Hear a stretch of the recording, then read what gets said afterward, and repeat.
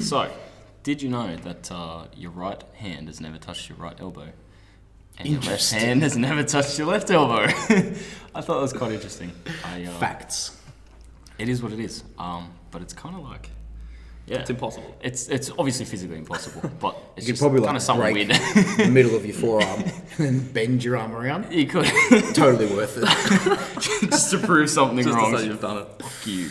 Yeah, nice. Yeah. So we got a fair few submissions, which is We good. did, which is good. And we didn't leave the Q&A late, I guess. We didn't put anything up, a couple hours before, like last time, which is good. So we've got heaps to talk about, and obviously the big thick boy over here, big thick coachy boy, if you will. This is Ash Lachlan. This is the one and only. It is I. It is The him. one and only. So hopefully, apart from the podcast being, a bunch of shit talking, hopefully we can get some, some good information out of you that people might want to know and, that sort of stuff. Nothing too crazy because it is what it is, but... It is what it is. We'll make something out on of that subject. I reckon we'll start with, do you have any advice for new lifters? Yes, I do. Get on a program, stop program hopping, stick to the plan, and execute it with precision and quit fucking around. Yeah. And that's pretty much about it. It's probably good. It's the biggest problem that I see. Oh, I did a program for 2 weeks and I see no results. Oh, I'm going to a different one. 100%. Is that, yeah. The best thing you can do is find somebody who knows what they're talking about, get them to put you on a plan, and then fucking stick to it. So, Hey, it is what it is. my services are available. DM for inquiries. Easy. On that subject, do any of you have any regrets from when you first started lifting? Something you wish you'd done earlier, or something you could change? I mean, I've only been you and I have only been lifting for maybe 4 or 5 years, Yeah, so 4 or there's 5 not years. a whole lot that's, I guess, changed or, something that's been so detrimental to our training, I guess, because, we started, as we mentioned on the last podcast, we started, weightlifting and we're like, oh, this is cool, whatever. Yeah. And then obviously you progressed into powerlifting and I've just progressed further into bodybuilding. There's not anything really I regret, I guess. It's more just not giving it my all at the early stages. So Yeah. you get your beginner gains, if that... It was hard because starting out, you don't really know how far you can push it or how hard you can go. Yeah, literally. I think my one regret would be I didn't document it when I Yeah. first started lifting. I wish I took more photos, recorded more lifts so I could see how much I've progressed. Yeah. Just because when you first start out, you don't want to do that because you're a bit self-conscious about it. Yeah, But where I am now, I wish I documented a lot more. Because you're so I like, could fuck look yeah, back at making all these gains, and you're like, it would have been nice to see like where you started and like how, because you get people that are like, oh, you're strong as fuck, bro. You're like, oh, I guess, but because you haven't really seen like that initial from start to where you are. I don't now, have you've that seen, like, direct reference. Yeah, so I can understand that. I suppose maybe coming from me, seeing as I've been training in a gym setting for 9 years, also am probably quite advanced in terms of, I guess, my lifts. My only regret, which you can't really say regret sometimes because, hey, hindsight's a bitch. So you're always going to look back and be like, oh, I wish I did this differently. Yeah. However, your mistakes, obviously, you learn from. So it's hard to say, had you not done that, you would be where you are anyway, because you obviously grow and learn from that. Yep. But if I were to be able to change one thing, which once again is impossible because, hey, like I said, hindsight's a bitch. Yep. It would be to learn to focus more on the recovery aspect. When I first started training, especially in the gym setting, I went hard. I went so hard that I would squat, deadlift, bench through pain. I would get niggles. Yep. It wouldn't matter anything to hit that PB. Hey, I'm still like that Yeah, now. has that really changed? No, it really hasn't. However, I definitely have some issues. For example, my lazy right glute. Yeah. I should have addressed that years ago. I'm addressing it now. At an elite but level. We're about, 13 years too late on that one. So I now have to undo that, which is a lot harder than had I maybe addressed it much sooner. So yeah, that is all I would say, because those little niggles that add up over time can be quite frustrating to deal with once you've been training around them for so long, because it's ingrained in your movement pattern. And once you have all the muscle mass there as well, imbalances can be much different than when you're obviously a much smaller lifter. So other than that though, pretty good. Pretty happy with Yeah, I'm pretty happy I with would that. be. 300 squat. Yeah, some big numbers. Lift heavy stove. That's all right. I think it was Joe Rogan who said, you get all these people who say, oh, I regret this, I should have done that. It's like, well, you didn't, so shut the fuck up and let's keep going. Yeah, keep moving forward. That is true, yeah. Paralysis by analysis. That's a good one. And I know this has changed over time for me. Yeah. What is your go-to PR song? If you're going to max it out, what is that one song? There's so many. There is. It's crazy how mine have changed over time. I have So obviously, being a bodybuilder, I've obviously got all my accessories and all my other work. But like your compound, your squat, your bench, deadlift. I think I have different songs for each lift. It's not the one song for like every lift, I guess. But it's more. I don't have like a direct song, but it's more like your punk rock. That sort of genre is what sort of gets me going, I guess. You know, like your Offspring, your Sum 41. Guys like that, your Slipknot even, that's, you know, your heavier metal, stuff like that, is probably more for what I go for. You know, you get riled up, get angry, you know, all that sort of stuff. But there's no direct song, but it's more that genre, I guess. I have definitely gone through many PR songs in my time, as I have hit many PRs. Yeah. At the moment, however, Skillet, Whispers in the Dark is my go-to. That's the go-to. It is the go-to right Isn't now. it crazy how like you have a PR song, it hypes up so much, you listen to it a few times and it just dies off. And it just fades off. You go, it just doesn't whatever, affect it's a anymore. song now. You basically hate the song now. Yeah, you're like, listen to it so much, like, fuck this thing. Yeah. Now when I first started, it was Roy Jones Jr. Can't Be Touched. That was like the go-to. Oh. I was like, shit, that's awesome. Yeah, okay. Over time, it's gone through Skillet, Slipknot, The Warrior Song, all those ones. Yeah. And you know, it's cool because we're still finding new songs and new songs being released. So Absolutely. just keep an ear out as well. I think it's also cool, like, you'll be flicking through music, whether you're at the gym doing it or you're just chilling at home or whatever, and you're like, I know this song, but I don't know what it's called. And you find it, and you're like, oh, fuck yeah, finally. Fuck, like, it's finally found it. especially when, you know, you and I grew up, obviously not in the era of music that I listened to, which is, you know, 80s and 90s, and you would have grown up, you know, it would have been around you and a lot more prominent with your life when you were younger than it was us. So I don't know these names of these songs, but I know them due to influence like my parents and, you know, people like yourself. Click on it and find it, I'm like, fuck yeah. And you just like listen to it to death, and it does wear off, but it's also, you find a song and you go, you know what, this slaps. And you're like, you know what, if I'm hitting a PR this week, I'm putting that bitch on. How devastating is it when you finally find a song, but you might have listened to it for maybe 10 seconds in the past, you just completely threw it to the side, you're like, this isn't quite what I'm after. Yep. But then maybe later you hear the chorus of that song and you think, damn, this slaps hard. Damn. You find out the name of it, you realise it was the song that 6 months ago you went, I'm not listening to this shit. Literally. And you're like, damn, it was a banger. I missed out on 6 months of PRs with this song. Literally, you scroll through your phone and you've got your playlist, you're like, oh, I don't really feel like it. And then, yeah, as you said, months go by, you actually listen to it and you go, hang on, we're on to something here. That was like when you showed me Jacqueline Hyde, like Yes. Five Finger Death Punch. Perfect example. I was like, this ain't for me. You know, 2 weeks later doing heavy deadlifts, like this is where it's at. Yeah, literally. It just, some days it just hits different, I guess. And just another little tangent on that. What's the most embarrassing song you think that you've done PRs to? I'm not that embarrassed. You're about not music embarrassed? whatsoever. I could not give you. We embrace that shit, bro. 100%. Okay, what's the toughest one you would say you would to admit training to and enjoying? Bit of Miley Cyrus or something? Oh, she goes hard. I think I've hit a PR to party in the USA. I think Nice. genuinely. I think as a couple of weeks ago, I did my 95 my 90 for a triple or something like that, and that was playing. I'm like, if people could hear my music right now, I'd probably be scolded. Like, I don't really care. I'm not embarrassed. Music's music, whatever. But I think that would probably be the most embarrassing. Interesting. I think my one, this was years ago now, my mate Seth, because he did it as well on the same day, we're like, let's hit a PR to Goofy Goober Rock from the SpongeBob movie. Yes. And we're like, fuck yes. And it's just a cover of I Wanna Rock, so it's somewhat heavy. So it worked. But I'd say that'd be mine. Interesting. What about you? Let me think. I'd probably say a bit of Taylor Swift's been there at some stage. Yeah. Can't remember the song, but I'll admit that has been in the playlist before. you got and it, probably will return. Legit. You gotta That's get the It's the emotion. Like, as much testosterone as we want and need, gotta throw a bit of estrogen in there, you know? Balance that shit out. 100%. Literally.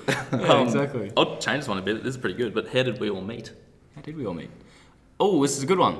This is a good one. You have no idea who I was, let's say, 6 months ago. I knew your name. Yeah. I had no idea who you were, let's say, a year and a half, 2 years ago, I reckon? So you come and train here that one time? Yeah, so where we live, there's obviously a border division, not saying it's like hard lockdown, but it's kind of like if you're on that side, you kind of stay on that side. If you're on this side, you kind of stay on that side because we've got resources here and there we don't really need to cross. We do, but it is what it is. So I was training in my side of town, whatever. I was getting into training and I think it was either you or Seth that popped up on my socials. I'm like, oh, cool. Yeah, These guys are cool, just big across the lifts. border. They're just across the border, heavy lifts. I'll click follow, whatever. And obviously, I think it was one night I saw he's out. We were, I don't know, drinking or something, I'm not sure. And I saw both of yous out. I'm like, oh, what's up? It's me. And I think that's kind of just where it went after that, I think. Yeah, where it kickstarted. Yeah, and then obviously I moved gyms because we had the whole lockdown. I'm like, fuck this, I'm going to this side because this side is free. So I come across and started training. I think we just eventually got closer. And then, I don't know how I sort of like, we met, but it wasn't like a direct, oh, hey, what's up? You know, it was kind of like I was coming in the gym, you knew of me. And then, I don't know where it kicked off. Like, I don't know if you could sort of pinpoint, but I think it was just gradual introduction with us three. Like, I think that's what it was. And it just obviously evolved to where it is. Generally speaking, I will wait for somebody else to break the ice because I feel like that when I talk to somebody, they're probably quite scared of me, which shouldn't be the case because everybody knows that. Big I'm muscle, big strong muscle man. Once they get to know me, I'm certainly not evil and I won't chop your head off. Absolutely not. At least not well within reason. I mean, within reason. Within reason. Well, to be fair, if someone's going to chop your head off, I don't think that would say I'm going to chop your head off. So I think for me, it was probably just when you started maybe doing a bit of work for us or something. I think so, yeah. But it didn't take very long for me to realise that you were very much like myself, crippling depression and whatnot. But we definitely clicked, for sure. And Jack, I might let you explain how we met. Yes. Yeah, good idea. So I don't actually know how this, I got no idea how so pretty everything much started. all it was we trained at the same gym. Yeah. Like, I joined this gym, Ash was already here. And I was like, I never spoke to him because I was like, this bloke looks mean. Always, literally what we just covered. I was like, always training angry. I was like, fuck this, I don't want to talk to this bloke. Yep. And then we had the local powerlifting meet, and we were both competing at it. Anyway, went to it, competed, did all our lifts, was all good. And then after the comp, I went up to Ash and shook his hand and said, good lifts and all that. Yeah. And I think Ash was like, okay, he's not a dickhead, like somewhat of a decent bloke. Yeah. And then after that, a couple of weeks later, I think Seth came to you and started getting like some tips off you. Yeah. And Seth said to me, he's like, oh, he knows what he's talking about and all that. So then I started talking to Ash and then sort of just went from there and he was coaching me. So snowballed. How long was it? Sorry to interrupt, but how long was it from you two meeting and then you becoming his coach? How long was that gap? Was it more just he kept coming and you were just like, I need to milk some money out of this motherfucker because he's just taking all my keeps information. asking all these questions. Yeah. Was it? No. Like, what sort of did he come to you and went, look, I want some coaching. I want proper programming or. So Jack was probably one of my first clients, if not the first client. I can't quite remember. However, obviously, I competed with the same competition as he did. I have quite a background with training. I've been doing it for a very long time. I'd like to think I have a pretty good idea of what I'm doing. So I'm pretty sure I just said to him, hey man, if you ever want a hand, I'd be more than happy to take you under my wing. I think at that stage he was working with another coach kind of consistently, or at least the relationship probably wasn't quite as close as say mine and his is now in terms of that coaching. But one day I think I helped prep you into a comp, I think it was. I did the comp prep for him, and then ever since then he's been with me through off season and comp prep. So, and I think you've been with me now for probably over a year. There was the COVID. Yeah, it was a bit choppy through there, sort of hard. Yeah, but so we'd probably be going on to nearly 2 years now. Even, I'd probably say definitely by the end of this year it'll be Power 2 couple. years. And it's going well. We're progressing. So we're doing some good stuff. That's what we need. Yeah, nice. I like that. Here's a good one. Do you keep your sauce in the fridge or the cupboard? Oh, not this debate. I keep it on my bench top where it's easily accessible. Yeah, pretty much. Mine just stays in the cupboard. I've got no call if you refrigerate your sauce. I don't give a fuck. It's going on hot food anyway. Like it's gonna it's gonna go from its cold state to a warm state. It's gonna go from a warm state to a warmer state. Like I don't really care about the temperature as such, because I know people debate. Oh, it's kept cold so you can put it on hot food. It cools it down. So what the fuck? Sauce, man. It's a garnish. Food Come is on, food. fucking like. I thought it was more so because people thought it would go bad or something. It just goes off. It's literally just sugar, isn't it? Like, and if salt. you think about a tomato sauce, what is it? Tomato, I think they put like a little bit of onion in there, and it's just salt and sugar and just hella shit, preservatives. Like, yeah, literally. So man, if I eat ass, I'm gonna eat some damn tomato sauce at room temperature. Come on. It's in the cupboard for me. It's in the cupboard. In the cupboard. Yep. It's funny because it's like pretty much how you're raised, like what your family did. I guess, yeah, that's true. Because mine's in the fridge, and that's just how it's always been for me. Just then how you it go is. to someone's house and it's like sitting on the bench top, and you're just like, okay, Different. cool, no worries. Different, yeah. But obviously I don't care because like I do both. Doesn't matter. Sauce is sauce. Sauce is sauce, bro. What do we got? We got It is, yeah. We're not Go doing on, that. hit us with a saucy one. Just do it. Oh, hang on. Is a hot dog a sandwich? Is a hot dog? No. Is it its own category? I think so, because the bun isn't separated. It's not and I think a separated, sandwich is 2 pieces of bread. So what you're saying is basically stuffed bread. Essentially. Is it a sausage roll? Is it just a sausage in a No, but then bread? a sausage roll. That's pastry. Over. It's like rolled it's completely over. round. Hot dog's got a gap on top. It's true. It's Not a sandwich, it's its own category. Could it fall under any other category? It's an American taco. That's it. Sausage and bread on trend. Yeah. That's a Just good a one. big sausage and That's bread. What are the sexiest and least sexiest names? Here We'll we go. start with male. Least sexiest, Seth. Is what it is.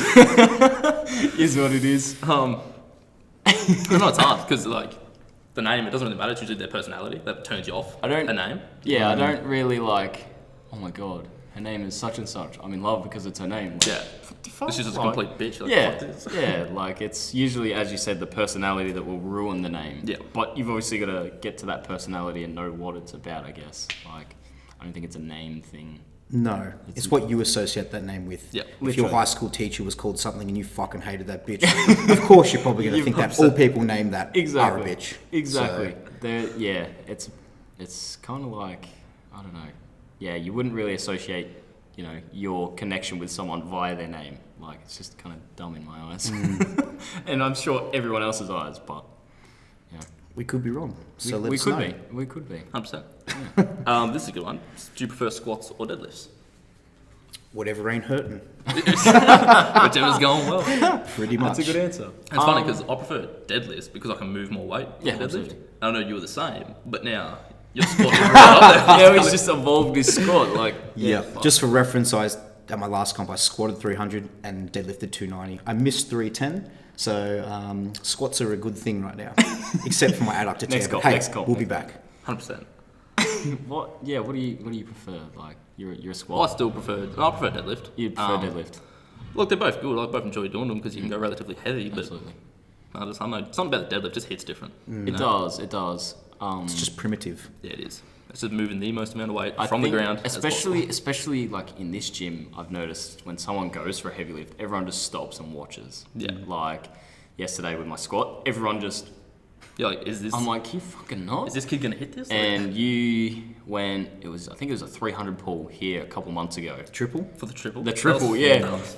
Everyone, all our PTs, everyone in, like, I don't know if you noticed because you were just so zoned in. Jack was filming. Because I was working on the far side of the deadlift platforms. I went to grab something. I'm like, well, I'm not walking in the back of this video, and I'm not walking around because you're going to be like, oh, moving object. I'm going to focus on that. It's going to throw your lift off. So I stood to the side, and then everyone's like, why is he standing there? And then, yeah, obviously our PTs stopped and looked, and then everyone was like, why are they all stopped? And then they just started looking at you, and then you just started repping this 300 fucking deadlift. It's like, what the fuck is going on? Believe it or not, those times where I actually feel the most isolated. In my mind, Really? I put myself in a big, dark, empty room, Yep. and all that I can see is the bar, the platform, and that's about it. I usually Yeah. actually don't remember doing it either. That's why I like filming it. I look back and I go, shit, I can't actually even remember did doing that. that. But That's great. I did it. Yeah, It's like an out of body experience. Precisely. I think the deadlift is possibly the most alpha exercise because you're just fucking picking up all this weight. But at the same time, I do like squats. Squats, it's pretty cool. See, it's you funny know. because like I think squats, in terms of going for a PR, are the scariest. No, because no way. You're putting it yourself under that It's- bar. So many things could go wrong. It's different. Like, yeah, you could have a knee cave, you could have an ankle go, you could have fucking anything. An adductor tear. Yeah, that, literally. You could Whereas have, deadlift, if you can't pick it up, you can just drop it. You just gotta let it go. Drop it, step back. Yeah. Cool. No worries. squats, you drop it, your spotter's gone, you're gone. It's, like, yeah, it's a different animal. yeah, definitely. But I think we discussed it yesterday when I was going for squats. Like, you get so nervous. Like, you deadlift, you're like, all right, if it's gonna move, it's gonna move. Yeah. But this squat, it's gonna move or it's gonna kill me. Like, you just get so nervous and worked up for it because it's just obviously it's gonna kill you. Yeah. Like, Both good options. Let's be yeah, Legit. absolutely. I think the worst part about squat too is you unrack it, you're like, all right, this is heavy. Yeah. You don't know if it's going to go back up until you start descending. Mm-hmm. And you're in the hole, you know if it's going back up or You're it's like, not. this better fucking go up. I This swear better to move. God. Yeah. Yep. Nah, it's mental. Yeah, it is. Another one. Biggest pet peeve in the gym. Bumper plates on a Smith machine's a good one. It makes no sense. Idiot. I was gonna say like it's just gym etiquette. Like if you're recording a lift, you don't walk in front of it, or like at most you can walk behind it, sort of thing. But just don't walk in front of the camera. Like it's happened numerous times to us, and it's like, come on, you can see us recording. It's kind of obvious just to stand back and just wait. Like 30 seconds of your time costs literally fucking nothing. Like it doesn't cost you anything. Just stay there, stay out of the way. It's not that hard whatsoever. I think one of my biggest issues, and we've had a handful of people do it, and I just get fucking annoyed. You'll finish like dumbbell pressing or whatever, go to stand up and throw it up, because these motherfuckers are heavy. You don't want to throw them because gym etiquette once again. You stand up, pick it up, you walk it back, and there's people standing like right there. There's like a group. I've had an issue where there's like 4 people doing curls, lateral raises, overhead, like all right in front of where my dumbbell needs to go. And obviously I'm not a strong individual, but when you've got these weights, you're like, just want to fucking put them down. I've just done my set, and they're just standing there, and it's like, move. I would probably say getting bailed up into deep conversation. Don't mind if someone wants quick hand, or just wants to have like a chat for like 20 seconds. But when I get bailed up for 10 minutes in between a set, I go cold. I'm getting angry. I'm getting very 100%. angry. Yep. That blood's boiling every minute that passes. You just want to train. You want to get in there. It's time to get serious. And you don't mind, as you said, small talk. What's going on? Yeah, just training. Oh, what are you training? I'm training this, doing that. Oh, cool. Sweet. Anyway, have a good sesh. Anyway, I'm going to head off. You don't want to stand there for 5-10 minutes like a few members. I'm not going to say their names because why would I? But they do tend, you'll be in conversation and then it'll just drag on and on. And you know that you shouldn't be talking, but you're still talking because you're like, oh, I don't want to be rude and I got to go. But like, this is a good conversation. You, Nick Appeal. Oh, yeah. Shit. I just went there. This one's for me actually. So it's just, is it pronounced jacked or jack 3D? This old chest. So it's funny because it had nothing to do with the pre-workout. That's what everyone think it was, the Jack 3D pre-workout. It's just because my name's Jack. As Jim means jacked, it works. Yep. Let's do it. Let's make a meme page. And then ever since then, everyone's like, oh, it's not the pre-workout. I'm like, yeah, sure, whatever. Like, cool. You're going to have to cover this like almost every couple of episodes because 100%. you're going to get new followers and they're going to go, well, what's it about? I feel you almost have to make like a dedicated post. It should just be you're just sitting there and be like, it's pronounced Jack 3D, or, it's not pronounced that, it's pronounced that. Like, just purely based off, your new followers and those that don't keep up, I guess. It's funny that, like, the amount of people that get asking me about it. It's like, fuck It's like, can you not? It's getting old. That was a bit of a random one. Favourite cartoon character? I sort of associate with this one. Yeah. Johnny Bravo. Johnny Bravo. Big upper body, small legs. It's literally all I associate with him. I really like Ben 10. Because that's what I grew up watching. I was like, fuck yeah, that's awesome. Like, Is it just in general? Because, you might have different characters based off what you're talking about. If you're talking about like comedy, or you're talking about, That's a good one. like a series. Someone you can relate to, or something exactly you grew right. up with. Yeah. Okay. So if you want to cover it all, cover it all. Jeez, I don't know.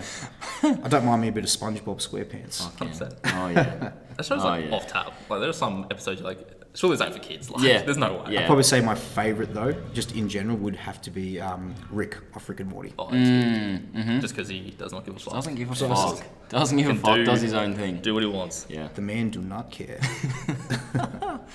Yeah. Someone said, "Is Joe all right?" Expect him to say, "Who's Joe?" Who's Joe? Come on. Got him. Nice, bro. We ain't getting caught lacking in 4K, alright? It's not happening. Catch me sipping. Yeah. Do you boys have any things you want to bring up at all? There's not a whole lot. My legs hurt a lot. Yeah, mine too. Like right now? Yeah. So's my left arm. It's a bit numb. I don't know what's going on. Bit nerve damage, that one. That new hack squat that we got in here. Off the chain. That thing's amazing. What's your favourite machine to use? Well, at the moment, it's the Cybex hack It's got to be squat. the hack squat. There's so many gyms that have a hack squat or a V squat and it just doesn't hit the spot. No, that Cybex is next level. I've used the Nautilus hack squat. I don't know if you've ever used it before. It's similar to that, but it's a little bit more off the ground. It doesn't feel right. You don't feel as planted. I don't know why. I don't know what the science is behind it. I've got no idea. But this Cybex hacked squat is built different. It really is. It's good. Dude, Like, and it's so smooth. Yeah, like you definitely. get some hack spots which are clunky and Yep. move around a little bit, like the sled on the rails, and Yep. this one's just it's stuck in place, like it ain't going anywhere. it's in there, it ain't going anywhere, chief. I don't know what it is. It must just be the angle, but like you put on one plate aside, it's already heavy. You're like, what the fuck? It's got a bit of weight to it. Yeah. 100%. And then like the It's weight just goes up so quickly. It's a heavy duty machine, and then you just start throwing 20s on there.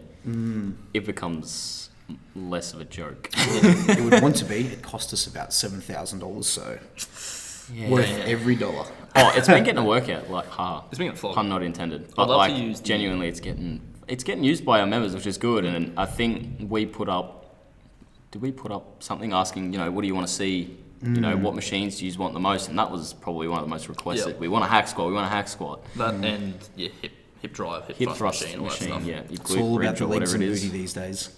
Yeah, You've got to legit. have variation with legs. Let's be real. There's not a whole lot. You squat, you leg press, then machines Leg and whatnot. curl. Whereas upper body, I feel like there's so many redundant upper body machines, but not with legs. Yeah, You know what I mean? it's So- straight to the point, yeah. especially when training legs is already a bitch. It hurts. It's painful. It Well, yeah, sucks. self-inflicted pain, it's great. A bit of variation goes a long way. I was gonna say, isn't it crazy how like that's changed in the fitness industry? How it used to be, arm day every day, chest, all that, but now it's if you have big legs, you that's got the big real legs, deal. you're Like, the one, like, yeah. Sign of respect. Pretty That's right. much, yeah. But still, to this day, you see people, you go, you don't train legs. Look at that upper body to lower body ratio. This ain't it, chief. Like, 100%. it's almost illegal. How do people get away with not training legs and training upper body and thinking it's okay? Legit, but you see blokes like that, and you're like, how can you do that? You are obviously like, don't train legs. Like, wouldn't you just want to train legs so you're like in Literally. proportion? Yeah, It's like, absolutely. You just can't handle the pain. Whereas we, It takes all alongside with that crippling depression, use that pain is to what cover it is. You go- It does take a different dog to train legs hard. Yeah, it does. There's different Heavy. levels, Absolutely. and it's mental. Like how you come in some days and you don't want to do it, and like you can push yourself to a certain point, and like that's fine. But some days where you come in, you're ready to train legs, and you can just fucking push it to a whole Yep. other level. I've had days where you come in and train legs and it kicks your ass. It kicks Yeah. your fucking Yeah, I ass. had You that one leave, you're lately. like, oh fuck, I want to die. But at the same time, you're like, I'm so glad I did that. Like, I don't know how people can go, I guess it's just my routine. Legs twice a week, quads, calves, and then hams, calves, glutes, whatever. I come in and look forward to every leg day, and I'm like, this is it, I spend all day thinking about like what I'm going to do, how I'm going to do it. If I eat now, I'll have, enough energy here. And if I eat the night before and carb up and all that sort of stuff, fill myself with energy, just prime myself ready for that, I guess. But I don't know how people can't not live in fear of a workout, I guess, but just come into the gym like, oh, I'm just here for the gym, whatever. Like, you come in and just fucking train your ass off. I don't know how people can just sort of show up to the gym and go, yeah, I'm here. And they don't think about it, or, I guess... They just never caught the bug. That's what it is, man. I guess it's just not, their passion, I guess. There's a huge difference between coming to the gym for just well-being and all that, Yeah. and it's because you're passionate about it. Yeah, definitely. There's this line, and it's fucking. It's such an easy bug to catch, but I don't know how. I guess time is an issue as well for a lot of people. Some people come in at 6 o'clock and say, "Oh, I can only be here for half an hour because I got X amount of kids at home and I got to do." Everyone's priorities are different, so I guess coming into the gym may not be as high priority. They just do it for themselves and do it because it has to be done, I guess, for them. That's where it stems into, I think, the guys that are successful at this, the guys that, are like us, it's your personality that draws you to that. Definitely. If you're a sort of person that isn't very all or nothing and you're pretty cruisy, laid back, you can jump from, you might do CrossFit for a couple months and you'll go do boxing for a couple months and then you'll go to the gym for a couple months. You're quite lax and you don't quite have that OCD, drive that you might need. Whereas, us three, our whole We've day done it every revolves day. around the gym. Or at least myself, I Yeah, can speak no, for myself. absolutely. From the minute I wake up to the minute I go to bed, I'm most likely thinking about training, eating, It's literally recovery. eat, sleep, train, repeat. Exactly. It's literally. So, when people ask me, how did you get so strong or this or that, and, they can say whatever they want about it, but what it comes down to is being obsessed with it, and not in a negative way. No. I love it. I really do. And it shows, obviously, in somebody's strength, in somebody's physique. If someone's got a really good rig or, is really strong, they put in some work. Yeah. And they wouldn't be able to do that unless they were somewhat a little bit messed up in the head and were fucking obsessed. It is a big use of an excuse, but at the same time, it's going back to that pet peeve is kind of like, oh, my genetics won't allow me to do this, or oh, I don't have this because of my genetics. It's like, well, okay, yeah, your genetics can be a limiting factor, I guess. But if you're not trying to work hard, if you're not doing all the possible things outside of training to, let's say, enhance your physique or change it, like, people just fall back on that as an excuse, and they don't have a look at themselves and say, well, okay, well, I'm only eating twice a day. I'm eating like a handful of fucking calories, but I want to grow and I want to get big. Like, people just don't, I guess, take a step back. They go, oh, but I'm training hard in the gym. Yep. They don't reflect on their daily life outside of training, I guess. They're also the same sort of people that look to drugs first. They won't exhaust every other avenue first. Yep. They won't go, okay, hang on, I'm not making gains here. Let's really see what's going on. And they don't take the time to take the step back and go, you know what, my sleep is shit. I'm not eating enough. My training program is crap. They just go, nah. Put all that to the side. Trend. Yeah. Drugs. I'm training hard, bro. And I'm training hard. It's true. As have been around this gym for so long, I've had many people, young kids and whatnot, that just want to take that shortcut, and it's ridiculous, surprisingly, how many people are like that. So I also don't get why people don't and can't enjoy the process. Like, Yeah, they just want to be at the end. They just want to be big straight away. It's like, why don't you enjoy, hitting those PBs, those milestones, those PRs, enjoying, getting a pump, I think social killing media yourself, has like- a lot to do with that these days, because people think that the result is the reward. The reward is actually the journey. They're getting there, yeah. 100%. I've like I said, when I squatted 300 kilos in comp, I was happy for all of about half a second. And then... Time to kill it again. Yeah, exactly right. So, no, by hitting your goal, or what Yeah. you perceive as the metric of happiness or your fulfillment, it's wrong. Yeah. The true metric is the journey. That's what you need to measure Definitely. your happiness and, your enjoyment by. 100%. And on that, isn't it? Like, it's a blessing and a curse. How it's like, as soon as you hit a PR, you're happy for that half second, and then your mind does that thing where it's like, 300 is good, But- 310 would be better. But 310 would be better. And if you know this guy doesn't know how to fucking stop or when to stop. This guy is... Oh, I'll never stop. This guy is simply built different. Like, oh, sick, you got a 300 for 3. Okay, but I could probably pull, a certain amount of number way higher than that in a couple months' time, and you'll stick to your programming, and you'll change your training that'll evolve and revolve around getting that deadlift bigger, or, whatever it is. But you just can't be stopped. You've just got that mentality. I don't know what it is. I don't know where you get it from. I need it. So if you happen to find a resource, just flick it over here. But you don't. Boy, that half a second is amazing. But It's all encompassing. Like, yeah, and it's not a bad thing. Like, No. you don't know when to stop. Okay, there's negatives, I guess, when saying that, and there's positives, but you're all like just positive. Like, you're just killing it. You've always got that, and you said eat, sleep, train, repeat. Your days like that, and that obviously reflects on your physique, your goals, your results, everything like that. It just shows that you're a all gas, no brakes kind of guy. Precisely. And the thing is, though, some people might be thinking, oh, does that mean that you sacrifice everything else in your life for that? The answer is no. It actually improves every other aspect of my life. As dedicated as I am in the gym and in the kitchen and all that, I'm exactly the same with everything else that I do. If something doesn't serve my purpose, or doesn't fill my cup, it doesn't get my attention whatsoever. Yep. The things that do, though, they really get driven hard. They get 100% of the attention. 100%. Yeah. Exactly right. So. Yep. I work extremely long hours, and I want to be the best at what I do in everything. It's not to say you ever will reach perfection, because trust me, you won't. Yeah. However, putting your all into it is, the goal with anything that you, have a passion for, or you do in life. And like I said, if somebody thinks you're just a meathead because you spend a lot of time in the gym, generally speaking, those people also excel everywhere else in life too. So Yeah, absolutely. And not to mention, how old are you? I'm 26. And you've already bought a house.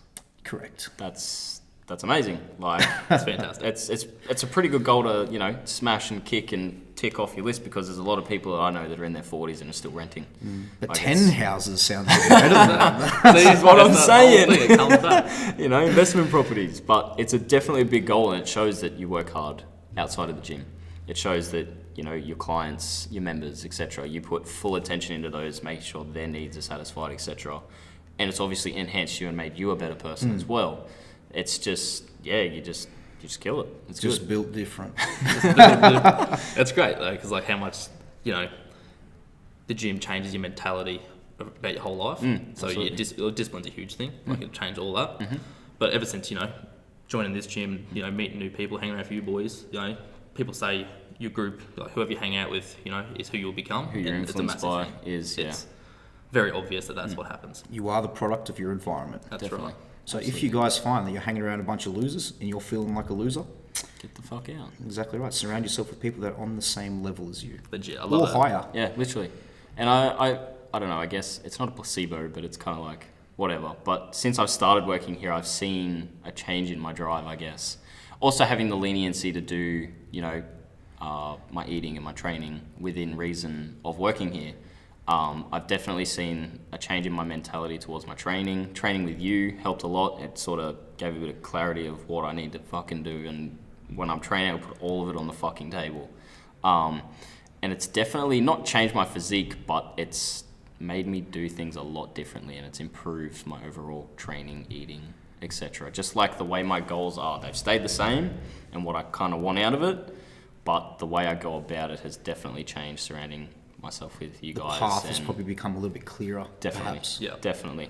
Surrounding myself with you guys, and especially the members here. Like there's a lot of members in here that are in here to get shit done, and they do it in and out of the gym, which is, you know, it's what you need to surround yourself with. And I've spoken about this. I've gone and trained at other gyms outside of town, but the atmosphere I've spoken about is like no other here. I don't know what it is. I don't know if it's the music. I don't know if it's the people. Like the members get around it. Everyone lifts heavy. Everyone lifts strong. But the atmosphere is just different here, and it's very uplifting, I find. Yeah. Absolutely. And on that, it's good here because it's not like if you were to say that, people would think, oh, you know, it's full of all these egos and like real egotistic environment. No, it's everyone gets around each other. Literally. Everyone enjoys seeing you progress, and everyone, you know, motivates you, which is what you want out of a gym. Like, I've got other mates who train at other gyms, and I say like, "Oh, come to World Gym." They simply won't come here because if they do, they won't be the biggest or the strongest, and that's an ego thing. I'm like, all right, That's cool. definitely- We don't want that here. Yeah, no, You know, absolutely not. Get out. Yep. But, you know, which is good. I don't think Ash realises it, but a lot of, like, you, myself, a lot of members here actually idolise you. And it's definitely. great because, like, you know, it gives us something to strive for. Definitely. Gives you motivation to keep going. And I'm sure you have idols yourself. Yeah, absolutely. I mean, and I think that's why it's kind of upsetting to hear that people might think that, you know, oh, this gym or that gym or whatever is, you know, full of meatheads or is ego driven, because it's completely the opposite. Anyone who knows me knows that, you know, I want to see you win. Definitely. I want to see you do well. Sure, I might be the strongest guy in here, but it doesn't mean I'm walking around with Doesn't my mean chest you're going to puffed go, out. oh, fuck you. I want to make bring this people shit with me. Yeah, you know? literally. Yep. I get more excited a lot of the time about other people's successes more so than my own. I live vicariously through my clients and all the people that I help. success. So, Yep. you know, if I help 10 people a day, whether it be through, you know, coaching or helping someone with a bit of technique, you know, I get 10 little wins out of the day without actually physically doing something Doing myself. something yourself, yep. You know, what I get out of myself is just a bonus. So, like I said, that's why it's a bit disappointing. But hey, the minute people generally walk in here, they realise that that's actually not the case. It's funny. Absolutely. It's And so when funny. they talk to me too, they realise Absolutely. that I'm not just some evil monster Literally. that wants to rip your head off after I finish my set. Exactly. Although it may seem like that. I have Yeah. seen you toss a belt. It's a little fucking scary. It's a pull little fucking scary. But apart from that, yeah. Exactly. Yeah, right. It's funny when people like walk in here and they're like, wait a second. Where are all the meatheads? Yeah, I've been literally. lied to. You're like, yeah. Literally. You And then come I in- walk, I was like, hey, I'm the manager. Like, oh, there he is. there it is. That's the meathead. But like, you come in and work of a morning, I don't think there is one meathead in here. Like, it's mothers, fathers, people that just love fitness and training. They come do the classes, you know, all that. Everyone gets around it. And it's not just a Tradies, big, everything. it's not just a place for big meatheads, big beefy guys wanting to just move some weight. Obviously, there's a place for that, and it's here. But we're not really associated with, you know, big meatheads that just angry all the time. And you know, No, I would even say that if I was to go into another gym, it would actually probably be worse than here because, you know, if you walk into, say, another gym that is strictly has the niche of, you know, just older people or something, the minute you walk in there, they all stare you down. Yeah, You know, I definitely. would say that is actually an ego-driven gym. Yeah. Legit, real You come here, judgmental. though, yeah. you know, we do not judge you whatsoever. We're more than happy to help you. This probably sounds like a plug for the gym, which No, it but- semi is, but I guess, come on in, I'll give you a membership. Yeah, literally, like, But yeah, definitely a misconception about this gym in particular. I think it's definitely because obviously all the promos we do and all, you know, you greet at the desk by some, you know, you and Tom, big beefy guys, and Jack, like, you know, we're there greeting and they're like, oh, these Yeah, strong okay. people, Yeah, like, like- oh, fuck, you know, I'm not like, big beefy, but you know. but, you know, we're getting there. But I think they sort of associate that with, oh, this must be a gym for meatheads because the first thing I see when I walk in the door is these two big muscly guys. That's not the case. you want to powerlift, possibly step on the stage in the later years. Tom steps on stage, well, I would say yearly, but he's only competed once due to COVID last year. And it's just the way it is. It's their passion, it's your passion, and it just happens to be a coincidence that they're greeted by big meatheads and they're like, oh, We need a job too. Yeah, exactly. So might as well be in a gym. Shit, we gotta eat. exactly. Yeah, it's just a weird stigma, I guess. And obviously you do hear about incidents that happen in gyms and stuff, and you're like, oh, no, meathead this, meathead that. It's always the meatheads that are causing the issues. And it's like, well, not really. Not fucking really. Yeah, it's, mate, lies travel faster than the truth. Absolutely. And you hear about, oh, this happened, and then you sort of speak to those involved or, something like that, and it's not the case. Media just blows everything out of fucking proportion. It's ridiculous. Absolutely. Yeah. What else you got there, mate? That was a tangent. It was a tangent. That's good. Bit of change of pace. If you pinch yourself and it hurts, are you strong or weak? That's a good one. If you pinch yourself, you consider What are the circumstances of you pinching yourself? To find out if you're strong or weak. To find out if you're strong or weak. Yeah, right. Strong mentally, I assume. Yeah, it must be. Yeah, I guess. I'd say. I don't really have an answer for it. I'd say it just bounces back and forth, like you're strong, but then you're weak, and it just creates a black hole. A big loophole of just yeah. Okay. There's some real weird ones in here. Go on. No, that's fine. What is it? Read it out. If aliens were real, would you fuck one? And obviously that depends what they look like. Is it a xenomorph, or is it you just your standard fucking Eiffel 65 blue double D alien? Yeah, like fuck. Does it look like us just with a slight change? Yeah. Well, that's another one. Like, do you think aliens exist? Yes, however, not like a big bobblehead green thing. You know what I mean? There's definitely more life forms out there for sure. I believe. Yeah. It's all a simulation anyway. So. Yeah, exactly. Well, So what's the point of simulating all that? They're not going to get out there. Yeah, exactly right. Render that for the simulation. Precisely right. Starts building spaceships. Like, oh fuck, we better render that. Yeah, exactly. I don't know. I've never really delved into it. Like you have the odd conversation like this, maybe once in a blue moon. There's definitely something out there, but I don't know what, and I don't know what to expect. I don't think anyone knows what to expect, I guess. Yeah, there's that. I think it was Neil deGrasse Tyson. His quote was saying if you took a spoon, dipped it into the ocean, you'd be like, "There's no sharks in this, therefore there's no sharks in the ocean." They'd be like, "What we know about the universe." Yeah, that's a very good analogy. We haven't found life, therefore there's no life. It's it's so big. There's so much out there. Yep. Yeah, I don't know. I have no idea. It's such a grey area, I guess, because the research just isn't there yet, I guess. Give it time. Yeah. That's if we don't destroy ourselves first. Yeah, I'm dying under a squat bar for But sure. we're not going to get into politics. But on that though, do you have a favourite quote that you live by or really resonate with? Or just a saying or anything like that? Not really. I'd like to say my probably favourite quote would be we all pay a price, so you might as well choose what you pay for.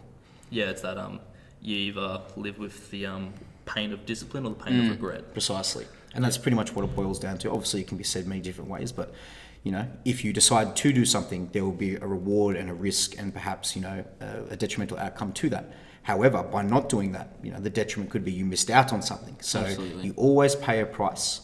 So you might as well choose what you pay for. And that basically just means you need to live life the way that you want to, do the things that you want to without hesitation. And essentially just go live your fucking life in, a much, I guess, better thought out set of words is what that quote is. Yep. 100%. It's crazy to me the amount of people that do shit that they don't want to do. It's they spend 40 years in a job they hate and they get to the end, they're like, fuck, that was shit. What are you doing? You had so much time to change, but you chose not to because, say, money. It's usually a money issue. It is. They're like, I'm safe here. I know what I'm doing. It's a comfort zone thing. Well, that's what I mean. I was going to say, it's probably not so much money. It's literally comfort, whenever a situation comes up that challenges who you think you are, it's quite uncomfortable. Yeah. You might know yourself as that guy who does this job and earns this much money and does this on the weekends and, you stay there because it's comfortable. The minute you actually might realize you could be something more or do something more than, you think you're capable of, that can actually turn your world upside down. Yeah. Because success can be quite frightening to some people. Definitely. Do you know what I mean? Yeah. I don't know if you've ever thought about it before, but say someone came up to you and said, oh, you could actually do insanely well in bodybuilding, or you could be a top tier powerlifter. That might actually make you a little bit like, you know, shit, really? bit, Yeah. you know, like wow, like, and it might scare you. Yeah. So that's why it's always good to aim to be uncomfortable, aim to feel like your identity is threatened, because that's how you grow. Yeah, You know, definitely. the only way that you grow is through pain and suffering. Yep. And it's like saying, you know, you touch a hot stove, you'll never do it again. Had you not experienced that pain, you'd keep touching that stove top. Do you know what I mean? I think that's another thing that why we resonate with the gym so much. Like when you're about to lift a heavy weight, go for a PR, you're scared, you're nervous, you know, like it's an uncomfortable situation. Yeah. But that's when you feel the most alive. That feeling of like, you know, like, because you got all these emotions happening. Yeah. You know, if you're just in the gym, you know, having a shitty day, you know, just training or whatever, you're just running through the motions. Definitely. When you're putting essentially your body on the line, like, you know, yeah, PR or ER, baby. you feel the most alive. So that's why we do it. Just a reminder. Yeah, I guess it sort of wakes you up, I guess. Yeah, it And does. say something bad happens, it's kind of like a wake-up call. You're like, well, maybe I shouldn't do that, and, you know. But at the same time, there's a lot of people, much like yourself, that say have a setback and go, oh, I probably shouldn't do that. But they then go, well, I'm going to fucking exceed it. I'm going to do it, but I'm going to do it better. I guess, if that makes sense. No, absolutely. Let's use my adductor tear as an example. I didn't get upset and go, oh, I can't train this and that. You just train through it. First thing that I thought to myself was, all right, if I can't train my adductor, I'm going to fucking train everything else as hard as I can. And then when my adductor's healed, that bitch is going to catch up and I'm going to be way ahead of where I thought I was even going to be anyway. Yep. So, But see, it's funny, like with an adductor tear, with that, like if you didn't, you know, squat whatever you squatted, you may not have torn it. Correct. But then if you didn't squat that, you're like, damn, I wish I squatted that because I could have gone heavier. I feel could like have gone regret. that other rep. And then you do it, and you know you tear it, but at least you fucking did it. 100%. No regrets whatsoever. Yeah, that because feeling it's a of learning regret. experience. Yeah, the feeling of regret, definitely. And lots of people can obviously agree, it sucks. I think when you go, that's- fuck, I should have done that. Look, you know? as funny as it sounds, even when my leg was swollen, couldn't sit down in the toilet, couldn't sit in my car properly, couldn't sit on a seat, Yeah. I certainly still didn't regret it. A little bit of context to that was I actually heard it on the first rep of an 11 rep set, and I did 10 more reps. I filmed that set. I actually did. Yeah. And I don't regret it whatsoever. Sure, I look back at it and say, you fucking idiot, why did you do that? However, it's not a regret because, you know, now I am working on some things and have taken a step back from, you know, just, for example, I'm not doing the competition lifts at the moment, but it's given me some time to work on some other things, some higher reps, you know, enjoying training again. And, you know, sometimes, you know, you need those things to happen to be able to, you know, learn and evolve. So that's that one step back to take two steps forward. So It's a wake-up call. Precisely right. So had I not got that, maybe I got a little bit stronger and then really tore it off the bone or something, and then you know what I mean? Yeah. So Sort of career-ending sort of stuff. exactly right. Which we don't want. no, definitely not. What about you, Ryan? Is there a quote or? It's not really.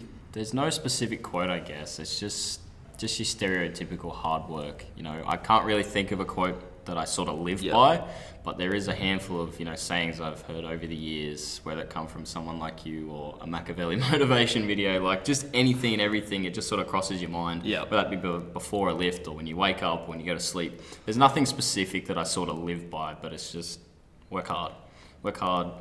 You know, it's as cliche as it sounds. Aim and strive, and you know, smash those goals. I guess it's just Be uncomfortable. Yeah. God damn it. I think a lot of that to do is with regret. It's a scary thought getting to, you know, the end of your life and regretting something you didn't do. So, you know, every day you're always like, all right, I'm going to do this. I don't give a fuck if it's uncomfortable. We're going to do it because I know if I don't do it, I'll regret it. Yep. And to me, I don't. It's the same for you boys. Regret's a very scary thing. You don't Absolutely. want to do it. No, It'd be a definitely. shit time. I think you hear about those that retire and they go, oh, I've got a bucket list. I've already got a bucket list. I've already got shit I want to tick off 100%. before. We're doing it. Yeah, we're living going it, for you know, like I'm trying to hit these certain numbers. I'm trying to, you know, go this place with my life. I'm trying to get, you know, somewhere using this step to get here and, you know, enhance my training and start a business, you know, that sort of stuff, and have that be so successful I don't have to be hands-on 24/7. I can sort of take a step back, I guess, and let, say, my own workers help that. You know, I've just got a list of things that I want to tick off. You know, you got your standard, I want to jump out of a plane, I want to bungee jump, all that sort of stuff. But there's obviously business goals and stuff like that as well. Like that bucket list has already started. I'm not waiting till I'm 60 and retired to go, oh, you know what, there's actually some things I haven't done. Whereas I can do it all in my youth and experience it then and now, and not wait 40, 50 years time and go, no, I'm going to do it now. It's definitely a bit of a curse and a blessing for myself. I want to achieve as much as I can in a short amount of a time as I can. Because in my mind then is, you know, even if, say, for example, I fall short, falling short will still have been an amazing, you know, experience, and I will have still achieved a lot. It's Do you know what I mean? Real cliched quote. It's like, shoot for the moon, and if you miss, you'll land among the And stars. literally, it's cringe and it's cliche as it that is sound. true. It's like one of the best like pieces of advice I ever got was just from like, you know, a random motivational video. It was like, write down your goals, like a 5-year plan, like your goal, where you are, how you can achieve that in 5 years, and go, all right, that's what I need to do, and then go, how can I achieve that in 1 year? And do that. You may not achieve that in 1 year. Like, there's a good chance you won't achieve that, but you'll be so much closer. You might get there in 2 years. Yep. And then you've got this another 3 years to be like, oh, fuck, let's set new goals. Let's go for that. Exactly right. There's nothing more rewarding than, you know, setting a goal that was a long-term goal and actually doing it in, you know, a margin of the time. Yeah. It's one of the most rewarding feelings ever. Whether it be, you know, saving up X amount of money, or, you know, buying this or achieving this in the gym. You know, you achieve that in half the time, then you almost feel like you're in credit. And it's a great feeling, you know, feeling ahead. Yep. So that's another thing, like, everyone, you know, going after this success, everyone's like, oh, you just want money and all that. I don't give a fuck about the money. I just want the freedom. Like, obviously you need money to have the freedom, so that's why we go for it. But I can't, like, I just don't want to fucking, you want to live by your own rules. Like, on your own fucking. Absolutely. You don't want to, you know, as we mentioned before, work a 9 to 5 in a job you hate, all because you're earning this so you can live this certain life, but at the same time you're going back to work, you're like, oh, another day. You want to be able to, you know, work. Another day in paradise. You want to be able to, I guess, work in an area that doesn't feel like work. It feels like home, feels like family, you know. Well, we all know that there is no amount of money we could have in our bank account that would ever not make us want to chase more anyway. Absolutely. So once again, this comes back to it's the process, Definitely, not the, you know, destination. That's on that is going into like my favorite quote. It's from Jim Carrey. I can't remember. I think it was in one of his documentaries. He was saying like, you know, if you were rich, super successful, and you say to someone, money won't buy happiness, they're not going to listen to that. No. They're like, fuck no. So he says, go for it. You know, try and, you know, chase the fame, chase the money, just so you can get to that point, achieve that, and realize it was the process. Like, you need to achieve it to realize it was the process that was the reward all along. You're not going to just be doing it and realize, oh, this is the best part. You need to achieve it to realize it. Even when I'm working hard and, you know, doing long days, I have a state of euphoria. You know, I might be on my hands and knees painting the gym wall or something, but for whatever reason, it's purposeful. You know, it feels like, you know, it's working towards something greater, and that's what it's about. It doesn't necessarily matter what you're doing, so long as it's for a purpose, you know. So the only time that, you know, suffering and pain, all that is shit, is when it's not on your terms. Definitely. You know what I mean? So 100%. people shy away from the hard work and all that, but trust me, those are the times that you'll look back on and are the most memorable, and will have served you the best, and will have been what has caused the most growth within you. Yeah. It's all about the process. 100%. You can't harp on it, you know, as much as you'd like to, but it's the process of getting there. You need to enjoy that. Otherwise, when you get to the end, you're going to go, now what? Like, if you enjoy the process, you're going to keep setting goals, keep doing all these things that are going to keep you going, and you're going to exceed it, whether that be in the time frame, as we mentioned, that you set, or before, and then you won't get to the top and go, okay, well, now what do I do? You've already got goals in mind. So, you know, you sort of set yourself up for success, I guess. Yeah. But, Yeah, I don't think I've ever had or seen anybody that's set, you know, a really hard goal, one that's very challenging, takes time, and gotten there and be like, yeah, sweet, I'm going to back off now. I never see that. Yeah, what I see is either they fall off the face of the earth and actually end up quite worse off, or they go, hang on a minute, it wasn't the actual destination that I was chasing. You know, this whole experience was, you know, what I was really yearning for. So what do? They set the next goal. And they soon realize, well, hopefully anyway, that exactly what we're talking about. It's not the result that matters whatsoever. 100%. It's the journey, it's the sense of purpose. And yeah, that's what I hope for everybody to one day hopefully achieve. yeah. It's funny because, like, right now, where I'm at, like, training in the gym, you know, awesome environment's great. I think back to the days when I was training in my dad's shed. You know, at that time, I was like, you know, I want to be where I am now. Yeah. But looking back, I was like, that was awesome. You know, just music blaring up in the shed, just throwing around all these, like, iron weights. It was fun. It's great. I was like that during lockdown last year, because obviously Victoria was we were in lockdown for like 3 months. It was a shit time. I was with my family 24/7. I was working from home in my bedroom at my desk, doing my job. But once that day ended, I trained out in my backyard. It was just timber bench, timber rack, iron plates, bars, the basic shit, and I was just loving it. It wasn't elite, it wasn't programmed, it was, all right, today is a push day. Cool, shoulders, chest, triceps. Let's just start pushing random shit. Let's just start picking up random fucking like, I don't know what it was. It was playing music loud in the backyard. It was, I don't know if it was the atmosphere, I don't know what it was, but I was just enjoying the basics, and it felt like, not like a new beginning, I guess. It just felt different. It was a change. Definitely, but it also like brought me back to why I started and all that sort of stuff, because it was just the basics. When I first started training, I had no fucking idea what was going on. It was just, move weight, big muscle. I think it was definitely, it was like, obviously that's your passion. Your passion coming back into it. Absolutely. You know, you don't have many resources, but your passion was keeping you going. I think that was sort of like a wake-up call, being like, all right, this is definitely what I want to do, because look at the lengths I'm going to keep doing it. So... I went to Bunnings, for God's sake, and built a fucking rack. That's awesome. That's how dedicated I fucking was. It was, like you see on big passion behind it. Instagram and all that, they had the buckets of the cement. They just have the wood down in it. They'll just cut out the slots and use it as a squat rack. Yep. Yeah. Passion definitely comes back in. And if, I don't know, I've had, you go through those moments where you're like, oh, I'm not feeling motivated. And I don't know, you sort of have like a click of you go, well, why did I start doing this? You sort of flick back and then boom, your motivation's back, I guess. Okay, maybe not that quick, but you sort of reflect back on why you started, what reason you're doing it for, I guess. And you're not looking necessarily back talking at your about goals. motivation, you're just talking about discipline at this point. Yeah, Do you know what I mean? Yeah. So it's kind of just, I don't know. Well, while we're on the subject, let's talk about our goals. So, you know, in 5 years' time, we can come back to this video and see where we're at. That's a good idea. Like, what are your goals like? Let's go lifetime goals.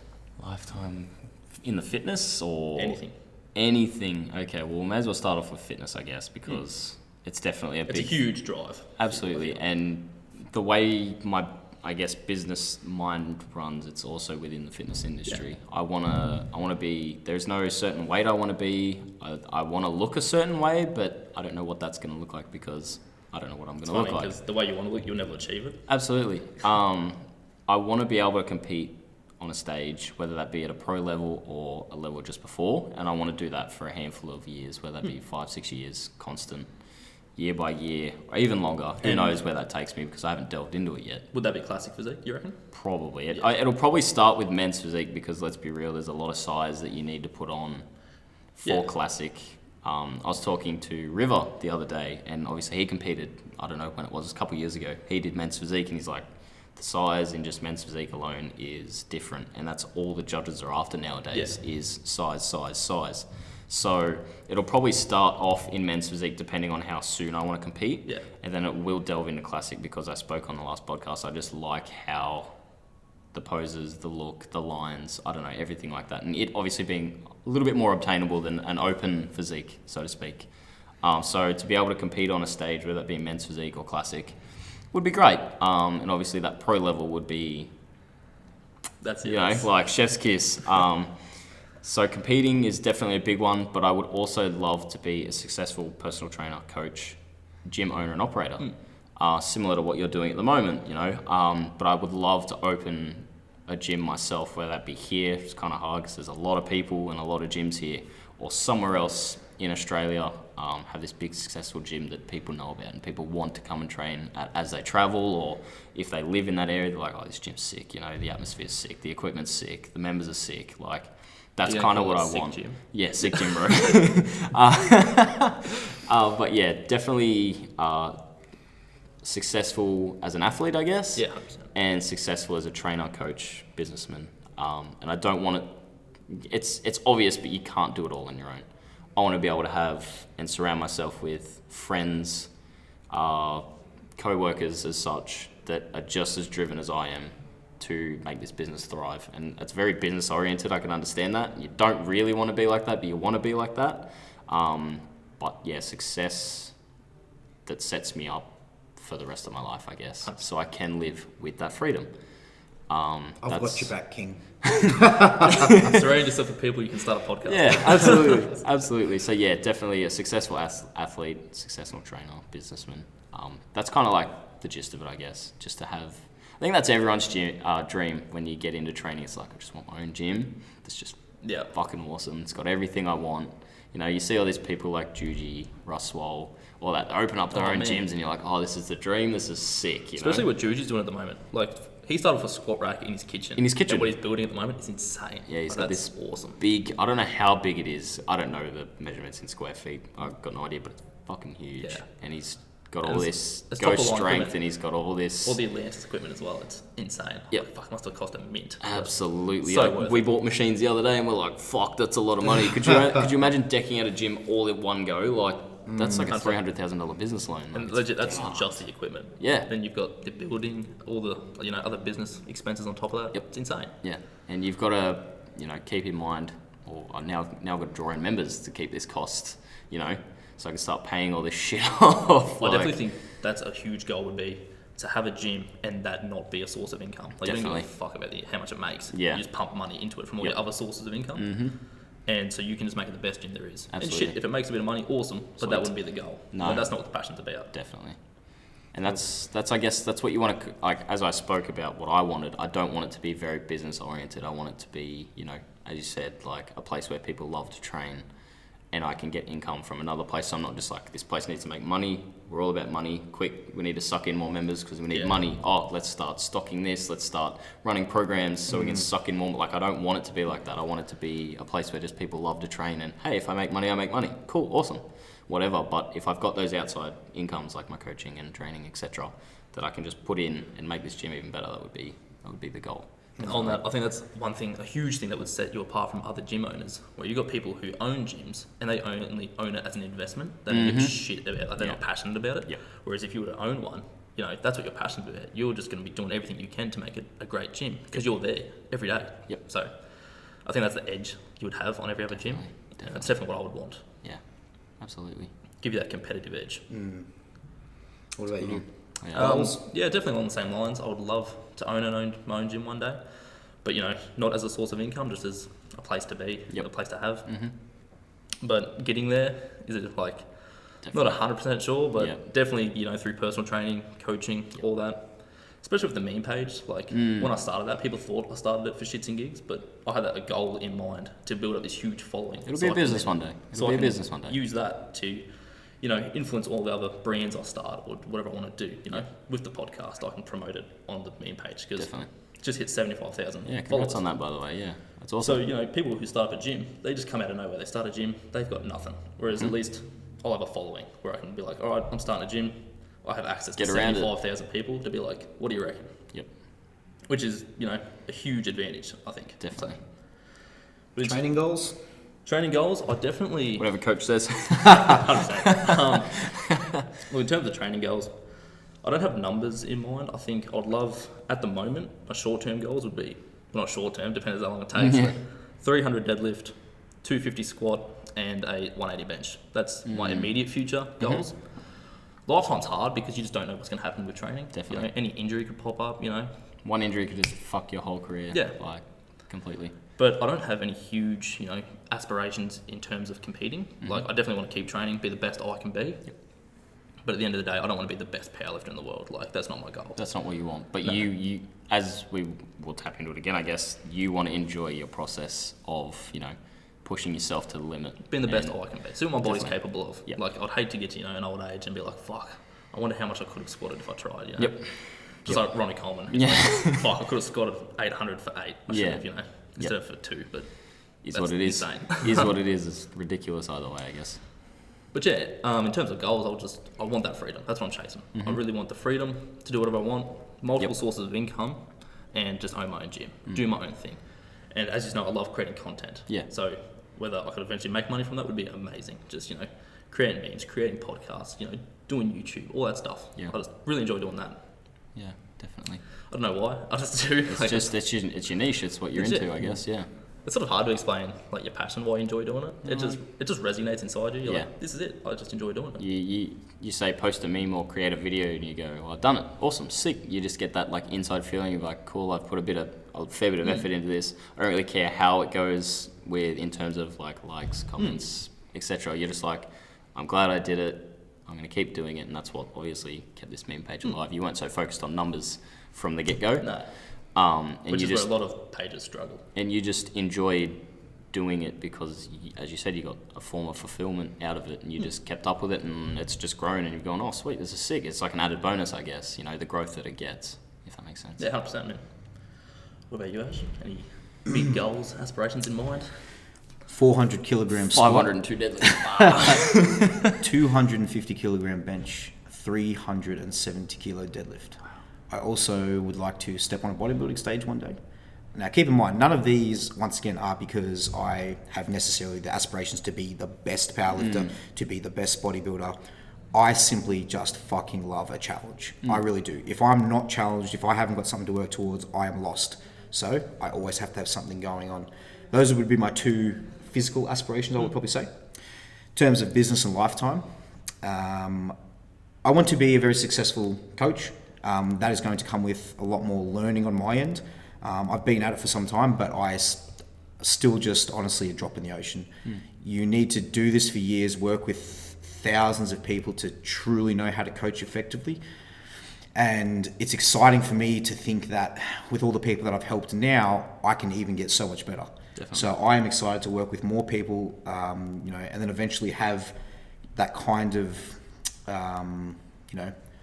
following that people, all over the world perhaps would reach out to me. It was exciting for me to get my first online client who was actually in Queensland. It means somebody went out of their way to find me online and use my services. So yeah, definitely. That's definitely what I want in terms of business. Successful coaching business where it's a little bit more personable too. There's nothing that irks me more than coaches that don't give a fuck. Every single person that I coach, not only do I obviously have that professional relationship with, and keep in mind, you don't always want to blur that line too much where, your clients necessarily think they can come and talk to you about their husband or their wife or their bad day. Yeah. However, I do think that, the mental state of your client does have a massive outcome on their physical performance. So, if my client, for example, does need to offload something on me, I'm more than happy to have that talk. Yep. The line will be drawn if I feel like it does become, more that than the training side of things. However, I do have a very good relationship with all my clients, and I think that pays dividends in terms of their training. Even they know they can come to me with any issues. Yep. For example, ladies, they might not want to admit sometimes, but their hormonal cycle and whatnot could affect their training. It's good to be able to have a close enough relationship with them for them to say, oh, hey, I might not have done that well this week because XYZ, I had my period, this, that. Yeah. That's a good spot to be. Definitely. Because then it allows me to then be more of an effective coach. Yeah, you can take that into consideration, work around it. Yeah, precisely. And then just pretty much the same as you guys. Freedom to know that, I'm not living on anyone else's terms. And just a side note, I also want a house in every country. So nice. That'd be awesome. That's a good holiday. Yeah.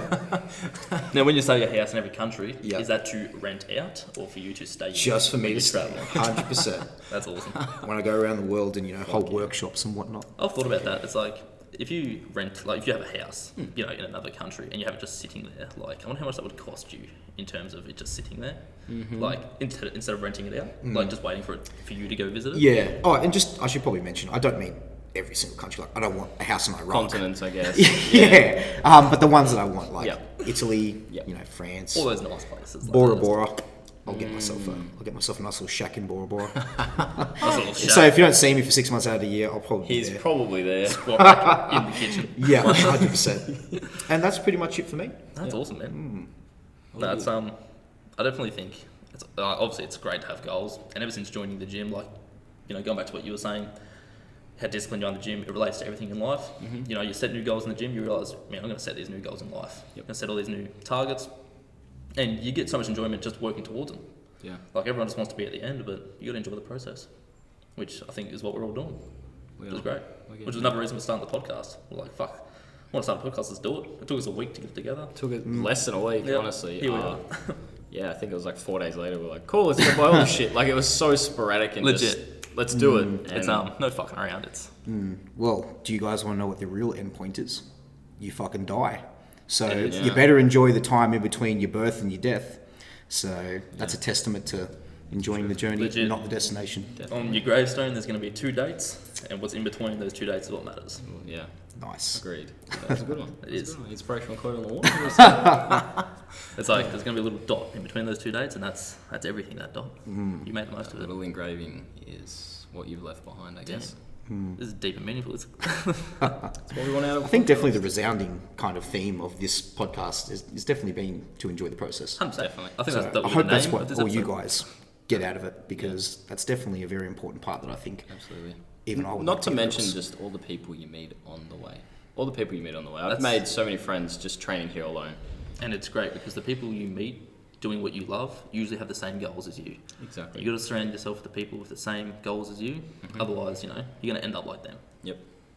So it's just another motivational tool, really. You know, you boys have huge goals, I have huge goals, and we just work together to We get all there. push each other to get there, and whether that be mentally, physically, who knows? We just help each other in any way we can, I guess. Whether that be just a bit of moral support on a day we're feeling down, or fucking slap on the back before a PR, Or just anything. like, oh, we start a podcast. Can you come on and be a guest, please? I feel honoured. Another thing too is I feel don't be afraid to live many, many lives within your own life. Don't be afraid to reinvent yourself. If you're not a different person in 5 years' time than you are from now, I would probably actually say you've done something wrong. You're probably a completely different person to the one you were a year ago. You probably Absolutely, are I too. was. I know I certainly am. Yep. So do not be afraid to try new things, do new things that challenge your identity, become the best version of yourself. Corny, I know, but it's true. once again true. Yep. And that's going to be your lifetime of experiences. So It's great. It's like when you talk to someone from high school and they're like, damn, you've changed. It's like, yeah, you I haven't. fucking hope so, and you're still a piece of shit. yeah. Yeah. It's... How's that McDonald's job going for you? Yeah. Yeah, literally. Has been a McDonald's manager. Fuck, I'm we're sure gonna get Sorry, all fucking- those we're McDonald's gonna managers get out there. fucking Legit, drilled I'm after sure you that one. all have goals. That's cool. Yeah. Definitely. Be the best burger flipper you can. Go for it. Be the best damn Macca's manager you've ever seen. Hey, shit on Macca's all you want. Those sausage egg McMuffins are a blessing. Those Hash browns, motherfuckers. mate. Oh, they're so good. They're good. There we go. What's your go-to Macca's order? Bit of a tangent here, but Mate, double quarter pounder meal. Yep. Usually with a large coffee or just a water. any time of the day, coffee doesn't matter when. Yeah, I love coffee. I don't know about you boys. I fucking live It's off the good. shit. Yeah, it's good. I do enjoy it. What about you? It's usually a mix of everything. So I stopped at Macca's the other day. When I was traveling, I got 2 sausage egg McMuffins, 10 nuggets, a large chips, a Coke, and a hash brown. It's usually like the go-to for everything because I guess it delves into everything. Oh, there's your breakfast, there's your dinner. You get a mix of everything. So I just look for just anything and everything, I guess. And if I'm craving a burger, McChickens go pretty hard. They're pretty good. Or like a Big Mac, I guess. Very stereotypical, but Big Mac pretty much covers everything as well. In the burger realm, I guess. It's got the cheese, it's got the meat, the lettuce, bread. Yeah, man. It's pretty good. What about you, Ash? Not a big Macca's man? No, I'm not. No? The only time I ever eat Macca's is when we compete. Yeah, legit. The morning of, we're like, I've got to eat something. Yeah. So I can't say that I like Macca's enough, nor have had it enough to even have an opinion on that. If I'm being honest, I would probably say I'd rather eat a plate of chicken and rice than Sushi. a fucking McDonald's burger. Yeah, I'm saying on that topic, what is your favourite meal at the moment? Sushi. Yeah, Sushi. yeah, Sushi's absolutely. fucking up there. Sushi is- Or, your Asian delight feed. Yes. Yeah. So either sushi or, listen carefully, a large meal from Asia Delight: rice, honey chicken, satay beef. Saturday, mate. That hits different. Satay Especially after beef, training huh? legs. It's Yeah. got to be after training legs. We're pretty much just describing our Saturday. And then you eat this with some sort of chocolate milk. Yes. And you pass the fuck out. Yes. Nothing better. Yeah. Yeah. Yeah. I don't know why people don't like sushi. I don't get it. Well, to be fair, I never used to like it. I think it was like ages ago. I guess that now we just think of it as like it's a fuel, Oh, it's it's a thing. calories, but like at the same time, it's actually pretty fucking good. I used to think the seaweed, I was like, fucking seaweed, that's gross, man. But now it's like, No I don't give a taste, bro. fuck. Like, who cares? It's just a wrap. What is this hipster shit? I think it's because it's like, in the fitness industry, rice and chicken. Literally, Such it's a rice and huge influence. it's a carb and a protein. Yeah, To be fair, sushi's probably come a long way too. definitely. Originally, I'm sure it wasn't full of fried chicken and No, cream I think it cheese. was None, just none of this teriyaki and Literally. avocado bullshit. Yeah, we've definitely westernized it. So, Yeah. I guess. For the best. Oh, absolutely. I mean, hey, I'll get around a bit of raw salmon and whatnot, but Definitely, but that teriyaki chicken. yeah, I tell you what. absolutely. No, I made that peri chicken. Oh, Peri and chicken, it definitely yeah. ain't no sweet chili chicken and avocado. Damn. Yep. All right, I think I might get sushi after this. No, we got plenty. That's cool. I was going to say, we could ask what got you started in the gym. Okay. Like, Yeah. where it all started for you. Okay. Because we discussed that in the first episode. Yeah, first with us episode too. we were like, oh, well, you know, what got us? Why did we get I guess into the maybe gym? just a background of me then. Yeah. You guys Yeah. kind of did a background on how you all started. Yeah, and like pretty that. why much. you Yeah. started. So if you want to Cool. give us a little spiel on, you know, where it started and, you know, what you were doing and then what sort of got you into it, I guess. And Did you want to like? Oh, so we're still cut out at the moment. No, this is still This is is it? recording. After I'll cut it. Okay, out. cool. yeah. But pretty much, you know, where you started, why you started, and sort of when you realised this is what I want to do. This is my passion. Yeah. Okay. Well, it all starts at the beginning. A long time. Yeah.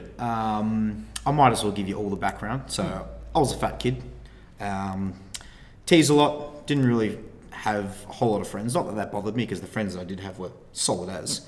So all through primary school, I was a fat kid. You know, some girls and they'd kind of pick on me and things like that. And when I say fat, I don't mean like, you know, chronically obese to the point I couldn't walk or anything. Just a chubbier kid. Just a chubbier kid, yeah, for sure. And it definitely got me down in the dumps, especially when I was younger and obviously didn't have, you know, the kind of emotional capacity and whatnot that I have now. Yep. Anyways, I was in year 5, so I probably would have been about, I guess, 10 or 11 years old. You'd have been about, 11, 12, something like that. Yeah, so my old man used to, every morning, walk around and go get the morning paper from, like, the local news agency, and that was kind of like his exercise. So I remember we confronted it. We said, okay, you know, my body weight was getting quite high for such a young, you know, kid because I did kind of get a little bit chubbier and chubbier as I kind of got older and older. So I started going for walks with him in the mornings and changed my diet, which he kind of helped me with. And I ended up losing, I think, about 15 kilos in the period of probably about 6 months. Wow. So immediately I, you know, got praised for it at school, things like that. The teasing obviously kind of came down or went away. However, I can't quite remember, I can't pinpoint, you know, if anything else was going on at the time. I mean, my parents were divorcing, but I remember one walk one day, we eventually actually progressed into running, and we were jogging the last sprint of the walk to get home. And I had an anxiety attack. Never had one in my entire life. Don't know what brought it on, but I remember just not being able to catch my breath, and I thought was having an asthma attack or something. Keep in mind, I'm still probably just about maybe 12 years old at this point, or nearly that. And yeah, I just had a full-blown panic attack, and from that point on, my entire life changed. I then developed a very, very odd kind of control issue, and that developed into the form of an eating disorder. Because I couldn't control these anxiety attacks that I was having multiple times a day. Keep in mind, I'm still in primary school, so this shit's scary. Like, I'm, you know, totally afraid that I'm going to have a panic attack while I'm inside class, and people then tease me and wonder what the hell's going on with me. So I had this weird control eating disorder for some years. I went to high school, still kind of had it. Body weight was, you know, getting quite low and things like that. Once again, I can't quite pinpoint it, but I ended up resolving it somehow. I didn't actually get any therapy or anything like that. I kind of just had a clicking point. And that clicking point was, you know what, I'm going to start getting into the gym and I'm going to build myself back up. So I slowly stopped having the panic attacks. I slowly started, you know, introducing a training program, which I just did in my bedroom to begin with. And what it gave me was this huge sense of, you know, once again, control. So I suppose I kind of, you know, switched the food control into the training control. And I will admit, and I've got no shame to say that I do have quite a, you know, OCD personality, and I like my routine and all that kind of stuff. Absolutely. So I pretty much conquered the panic attacks. I don't necessarily have them anymore. For years now, I haven't had an anxiety attack. I can control it quite well. Anyone with anxiety or depression knows that it always lingers there, but you learn to deal with it. And that's what my training does for me. So that developed into, you know, a huge passion for knowing that training and health and fitness, you know, can improve your life, because I went from being in the dumps, you know, depressed, anxiety, no friends, you know, alienating myself in fear of this, you know, panic attack, to training and signing up to a gym and completely just changing my life. So had all of that not happened, I definitely do not think I would be in the position I am today. So by realizing this, I then knew that I could help people through being a personal trainer. Immediately, I didn't do that. I did a couple of trades. I was a boilermaker. I was a bricklayer first, completed that, then a boilermaker. Throughout this whole time, I was still training, and I did my PT certificates whilst I was working as a boilermaker. Oof. Then I finally made the decision, once I got my certificate in boilermaking, to take the jump and come over to the gym that I currently manage now and become PT. So my drive to PT people comes from knowing that I can completely change someone's life by simply giving them this outlet, this other form of control that, you know, is obviously a positive thing. You know, sure, yeah, you can take things too far, of course, like with anything. However, you know, I know from personal experience that had I not taken up training, had I, you know, decided just to keep feeling sorry for myself and, you know, not trying to actually conquer and fix the issue, that I'd still probably just be a mess. So then I got very serious about training after I became a personal trainer, obviously, because I was now training in an awesome gym surrounded by awesome people, had great equipment. And I pretty much just took it to the next level by giving up drinking. I gave up drinking at the age of 21, exactly. Wow. On my 21st birthday, I completely gave up alcohol. I completely revolved my eating, sleeping, social life around my training diet. And I then also decided to do a powerlifting meet. That was the same one where I first met Jack, or, you know, at least saw him outside of the gym. So I did that meet, won my class there, and then became hooked.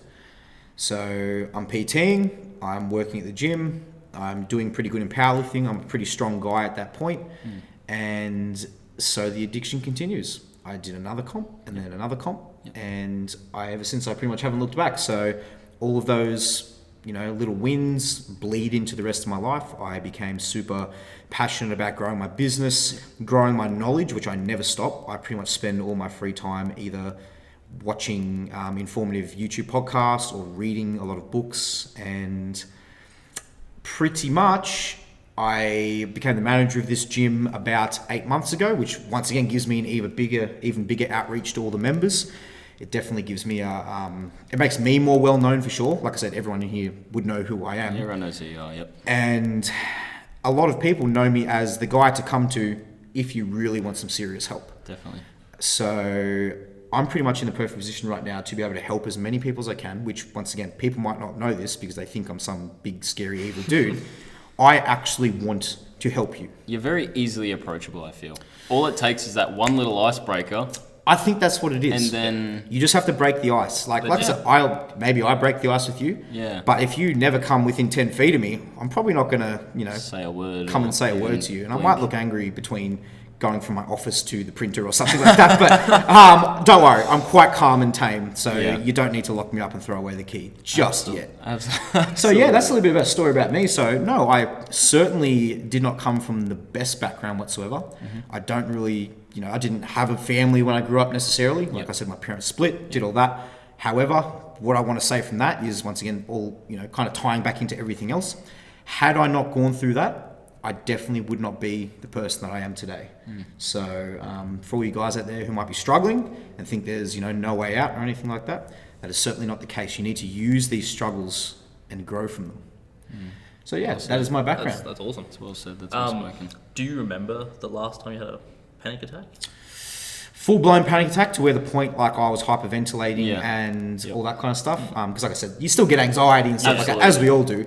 But I would probably say it would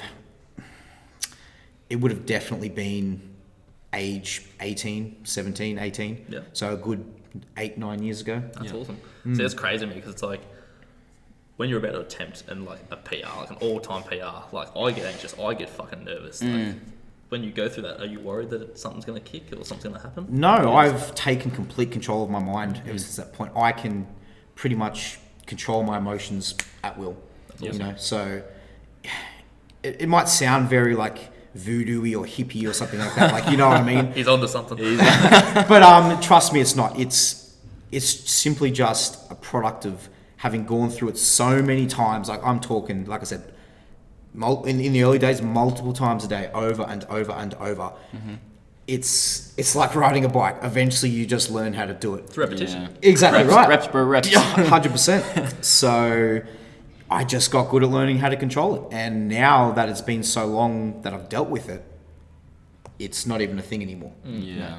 But Mate, you know, I mean, like I said, the anxiety and whatnot will still be there sometimes. You know, you're laying in bed and you might be thinking about stuff, but yeah, I have total control over my emotions, and I can immediately, you know, change my thoughts if I feel like they're going in a negative way and turn it into a positive. So yeah, is it crazy how much overthinking can just fuck you up? Oh, that's what a panic attack is. Yeah. You're overthinking. You're worrying about something that isn't actually going to happen. Legit overthink, and then your body, you know, starts to agree with you, and it just It's a fucking mean cycle. And any of you guys out there that have had panic attacks or struggle with anxiety out there know how, you know, scary it can be. Yeah. It's just, you know, it's so, you know, aggressive. Yep. You worry, and then you get more anxious, and you worry about how anxious you are, and now you're even more anxious. just builds and builds and builds and builds. Yeah. Exactly right. Going back to the start, when you said, you know, you joined a gym, you're like, this is what I want to do, this is what I'm going to go for, but then you did the 2 trades. Was that because you felt you weren't ready to jump into a personal training field and all that? Or you didn't want to take that jump?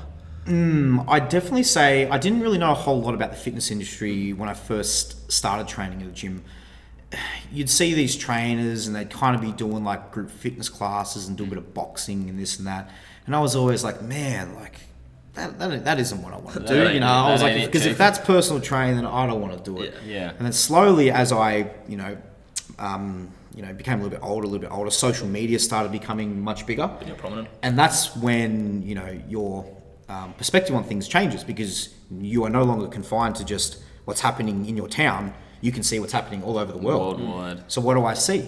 I see trainers that are powerlifters, and they're doing one-on-one sessions, and they're doing hardcore training, and they're taking people through brutal workouts and seminars and stuff like that. Exactly right. All that kind of stuff that I actually think is cool. So when I realized that, I was like, well, hang on a minute. You know, personal training isn't just about having, you know, 50-year-old Karen hit some pads, and then you know, struggle to get clients because, you know, you know what you want to do, but that's not appealing. So when I found out that there is a need for that, and you certainly can, the only caveat being that you need to be able to offer something of value. Definitely. You need to stand out, and you need to know what the fuck you're on about. Yeah. I think the reason why a lot of people get turned off personal training is because they see these guys that are just serial box PT certificate, you know, owners, that I guess I call them, because they might have their PT certificate, but they ain't about it. They're not. So, They don't want to go. Precisely. Yeah. I mean, I'll tell you guys right now, admittedly, my PT certificate, I use nothing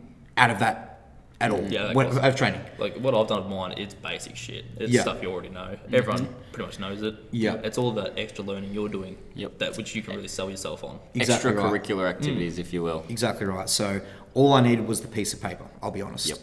So then, that's pretty much when I realized that I could do my own thing, be who I want to be, teach what I want to teach, not have to fake who I am or what I love to make a living out of it.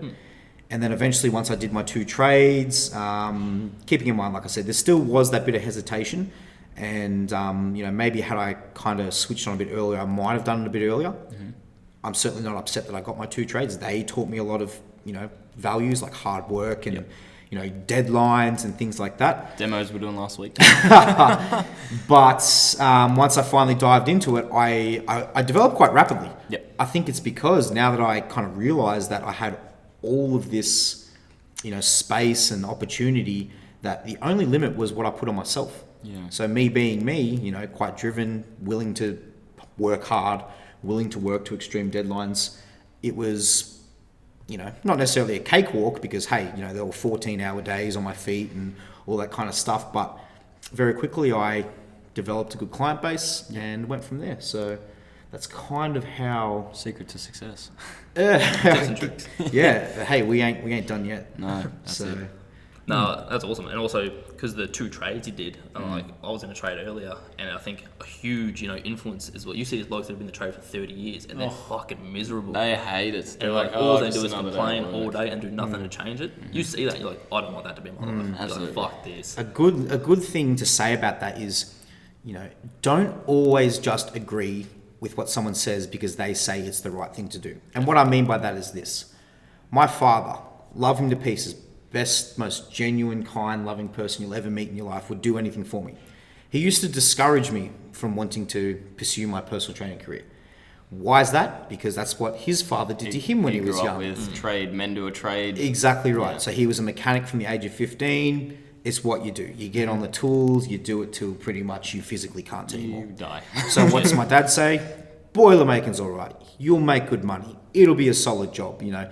Don't risk it all for this. Blah, blah, blah, Almost blah. cookie cutter. And Exactly right. And I had many arguments with about him. Swore at him, told him he was fucking wrong. Yep.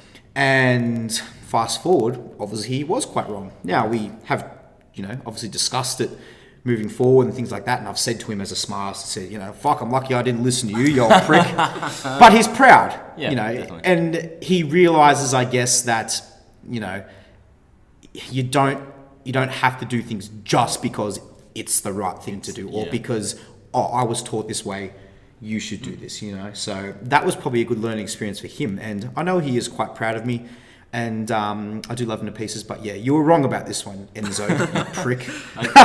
It's also like another cliche saying is like break the mold, I guess. Yes. You know, your dad grew up with, you must do a trade. You know, you want to get into a trade. It's what it is. It's all they know. And I'm sure your great-grandfather and your great-great-grandfather obviously did all that because that's all they did back then. Yep. You know, it was just hard work all day, every day. Yeah, especially the Italian background. Like they were all painters and, you know, Concreters mechanics and concreters and, you know, carpenters and Real blue collar. So Absolutely. I have broken that mold. So my son can do whatever the hell he wants Yep. as long as he makes money.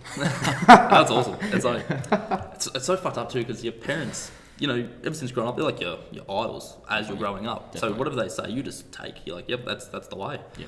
So for you to go like, nah, this ain't it. Like I'm going You've like almost this. just taken it with a grain of salt and gone, well, I'm going to do my own thing, but I'm going to sort of apply those rules of working fucking hard and, you know, that sort of shit, I guess. Yeah, and that's where I say that I'm quite fortunate to have gone through all my sufferings and see my parents divorce and go through all of that because it shows me that life ain't all fucking roses and fucking No, it's not. dandelions. Fucking You know? sunshine and lollipops. Exactly Yeah. right. Fucking So you know, not everything that your parents do is the right decision. Absolutely. They're So- human. They're gonna make mistakes. Exactly right. So from a very young age, I learned that, you know, sometimes you have to make the hard choice, take the hard road, do the hard stuff, suffer a little bit for the greater good down the line.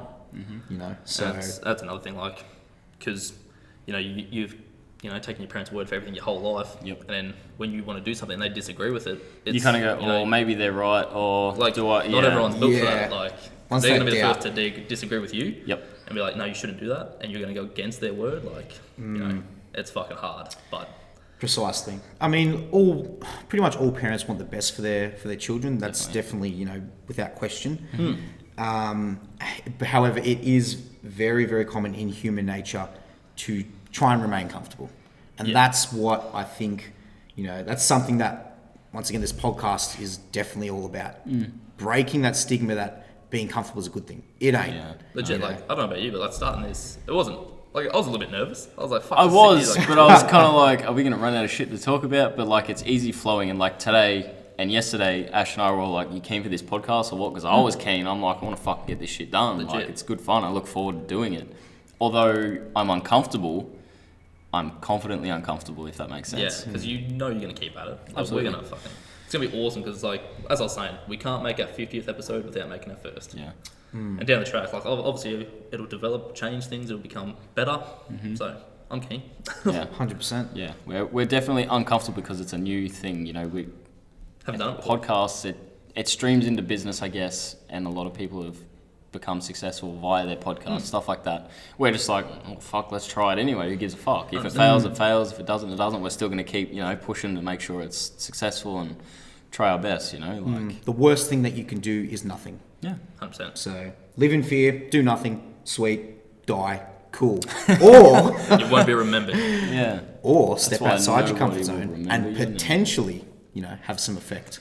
And while we're doing this podcast now, as long as I feel like the information I can give is of value, you know, can help people, then I couldn't really give a shit if someone doesn't like me, doesn't like my voice, doesn't like this, doesn't like that. Because guess what? I'll be dead one day and I'm not going to fucking remember you. You won't fucking remember me. Yeah. So I don't give a shit. Yeah. And hopefully those that do listen, as much of a shit take and shit talk this podcast is and will be, hopefully they can sort of take this information on board. Exactly. Even just one person out there might listen to something one of us says and take it away. And we won't know if it changes their life or not, but we've said what we've said and we're like, hey, if it works, that's great. It's funny because like 10 years down the track, we could have someone come to us and be like, man, fucking 10 years ago you said this on that podcast and it just really resonated with me. And that's why I am who I am today. That'd be fucking awesome. Like, shit, yeah, man. Like, that's sick. Absolutely.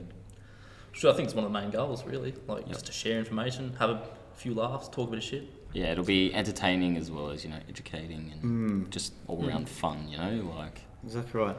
No off limits. That's right. Exactly. Unless it's some super weird shit. Unless it's like politics, race, sex, anything like that. Anything that would involve hate speech. Keep that away, thank you. Yeah, we're not about that. We're good. Yeah, precisely. Yeah. Now, going back to the...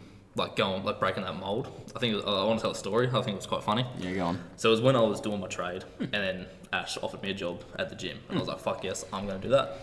Told my parents, and they were like, "No, just stick it out for a year, get that done, and then you can go from there." And I was like, "All right, no worries, too easy." I handed in my resignation the next day. I was like, "Adios." Yeah. Yep. And they didn't. I gave him my boss 4 weeks notice, and they didn't know for that whole 4 weeks until the end of that 4th week, and I rocked up home with all my tools in my hands. And I was out in my dad's shed, had a big toolbox, I was chucking all my tools in it. He walks out and he's like, "What are you doing?" "What are you doing?" I'm like, "Put my tools away." "Oh, what for?" I'm like, "Oh, just the ones from work." And he's like, "Would you quit?" I'm like, "Yep." "Yeah." He's like, "Oh, fuck. What are you doing now?" I'm like, "Working at the gym, start Monday."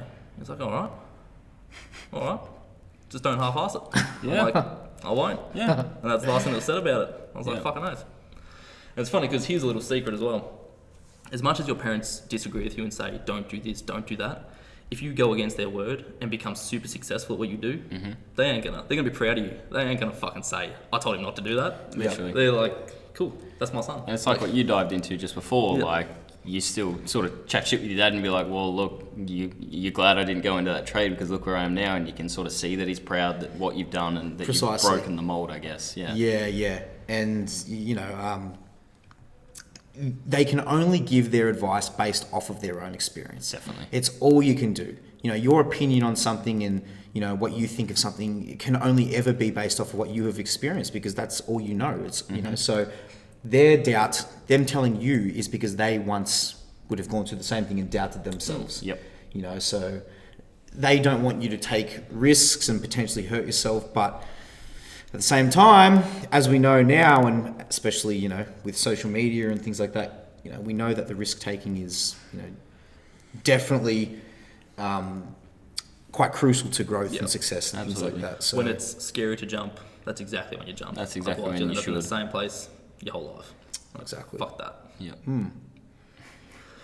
Honestly, can't think of anything worse than just getting, to an old age and just looking back and being like, "I fucking wasted that." Yep. Like, that scares the shit out of me. Living a life full of regret, I guess. You get to that end, you're almost in that goddamn casket and you go, "Well, I didn't do this. And I didn't do that and I didn't work as hard as I probably should have." And it's funny because that thought influences a lot of what I do. Like, I'll be doing something and then an opportunity will pop up and I'll be like, "Fuck, I don't know if I want to do that." And then I'll think 10 years time, I'll look back at this moment and be like, "I should have done that." Yeah. And then so a lot of times I'm like, "Fuck it, let's do it." Sometimes it's got me in a bit of trouble, but I don't give a fuck. Have you ever been in a situation where you think back to a time maybe where you were struggling, where you're going through some shit, and then, you're living your life, doing your thing, something even more dramatic happens, and you wish that you could have just gone back to when you thought you were struggling because it was so much easier You're than looking what back you're like, doing? "Fuck, you would have been struggling, mate." Yeah, for example, you might have been, I don't know, I'm trying to think of a good example, but It's be like going through school, schoolwork, and fuck, I'm so stressful with schoolwork.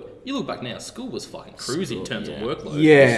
I'll say you're worried about because you're in a fight with your missus or something, and then maybe something happens, and I don't know, you get in trouble with the police or something, and you go, "Oh man, I wish the only problem I was dealing with now was that fight that I had with my missus." Yeah. I think it's similar to life. Like one day, when you're old and whatever, your problem at that point in time will be, impending death. You haven't really got a whole lot going on. That is the biggest problem. Yeah, you're pretty much just waiting to die. Yeah. What would you be thinking about then? You'd be like, "Man, I remember when I wanted to maybe ask that girl out, and that was scary.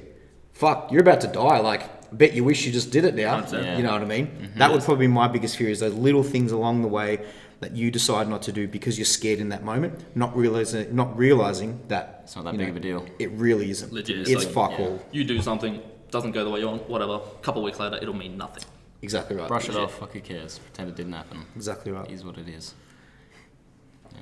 Don't live a life full of fucking regret, I guess. Yeah, It's one thing to take from this fucking thing.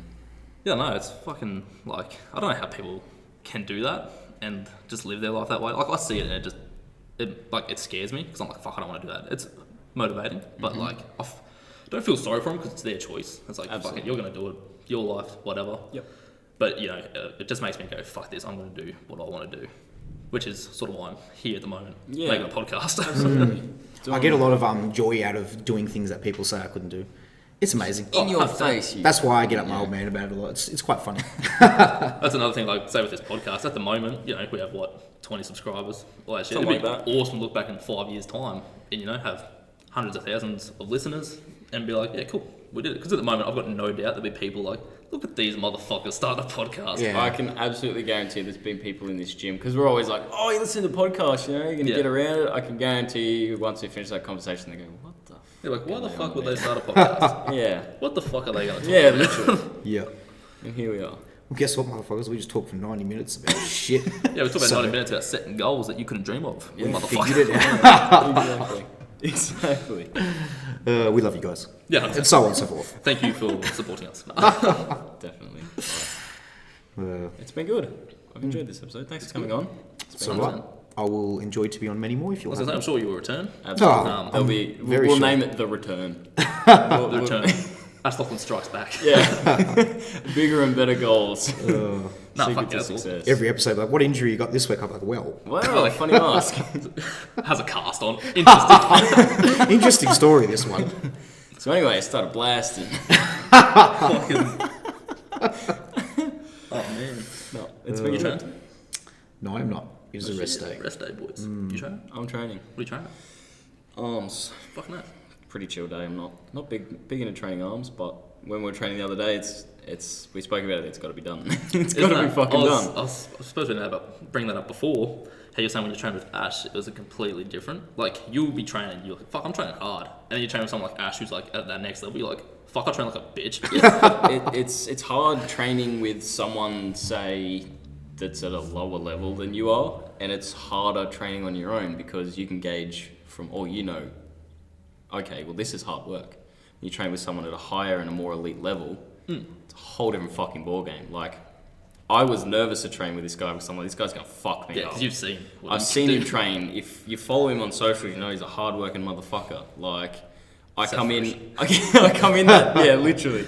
I come in that day, I'm like, this is it. This is fucking it. I'm at work all day doing my fucking cleaning and stuff. I'm like, right, time's ticking. Better get this tombstone ready. Yeah, literally. And I come in and we're doing our sets, and first exercise was like a 12 out of 10 double pain scale because I'm giving my all. I'm like, this guy has taken time out of his day and let me train with him. So why would I fucking flat ass around? Yeah, you're like, I don't want to disappoint him. That too, but like also he's taking time and giving me his time and attention because he thinks that I'm a hard worker and he, real recognize real, that sort of saying, I guess. So if I'm training with this guy that leaves it all on the table, I'm expected to leave it all on the table at the same time.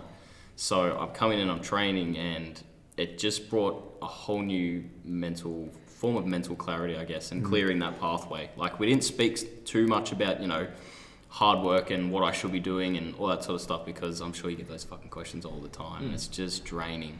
So you can sort of pick by, spotting your sets, you sort of coaching me through a set, I guess, with an exercise that I may not have done, and, you pushing me and encouraging me. I can sort of take from that, I guess, and add it to my styles of training, but add it to the way I train, and I can apply those principles, and it changed the way I trained the last week because we trained Friday last week. Yep. And I've trained maybe 4 times this week, and it's changed the way I train. I've hit PRs already. Like, I've PR'd twice in 4 days or something like that because my level of hard work now compared to what it was is absolutely different. Like, I've just taken away those principles and changed my training, not exercise-wise, but just the way I approach each set, each rep.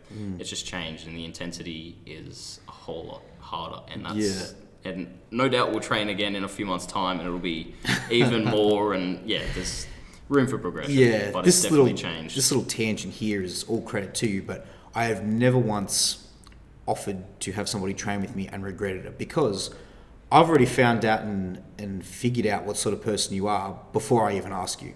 So if you've been asked, trust me, You've done your research. you're gonna survive. Don't worry. Legit, You'll I be was gonna fine. say, not anyone just trains with Ash. Yeah, it's exactly. invite only. It's an invite only. Yeah, absolutely. So I've never once come across someone and just gone, I'll give this guy a shot. No. Yeah. I very well much know if you're going to make it or not before I even ask you. So if you get asked, you're probably already, at least have the mindset. So Don't fucking let him down. Yeah. Exactly. On that, of hard work and how your views changed on it, isn't it crazy like how you could have a massive day, huge day, do all this work, get all this shit done, and at the end of the day you still look back thinking, fuck, I could have done this. Yeah. I could have done this one more thing. Yep.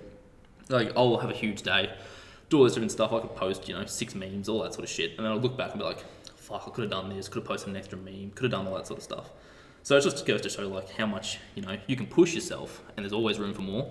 So it's pretty much just go flat out all the time. So that's the exciting part. Yeah. It's that hunger, and it's that that purposefulness, and having that burden that you carry that excites you. That's what makes the hard work, not dreadful. Enjoyable. You know what I mean? Yeah, exactly you look right. forward to it. It's that purposeful suffering that we talk about. It's it's certainly not a bad thing. So, like, if you don't look forward to training, like, Why it fucking ain't for bother? you. Why It just ain't fucking for you. bother? Yep. I understand if you're doing it to keep healthy, look after yourself. That's awesome.